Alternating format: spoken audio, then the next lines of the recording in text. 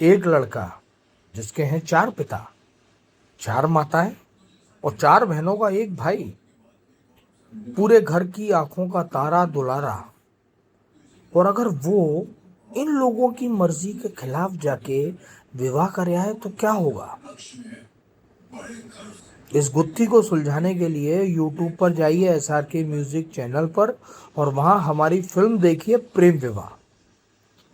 और आप लोगों को बताते हुए मुझे खुशी हो रही है कि आप लोगों का जो प्यार आशीर्वाद मिल रहा है, जो व्यक्तिगत मैसेजेस आ रहे हैं कि ऐसे पारिवारिक सिनेमा और आने चाहिए और अच्छी कथाओं को आप लेकर आए, ये आशीर्वाद रूपी वचन हमारा मनोबल बढ़ाते हैं कि हम और अच्छा सिनेमा आप लोगों के सामने लाएं। तो पूरी समस्त जनता जनार्दन को मैं प्रेम विवाह की पूरी टीम की तरफ से दिल की गहराइयों से आभार व्यक्त करता हूँ। ये प्यार आशीर्वाद बनाए रखें।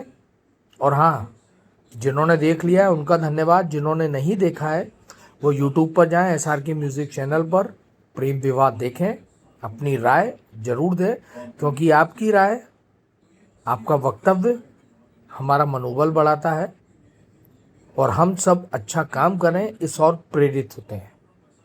तो पुनः हमारी पूरी टीम की तरफ से प्रेम विवाह की धन्यवाद। ये प्यार आशीर्वाद बनाए रखें।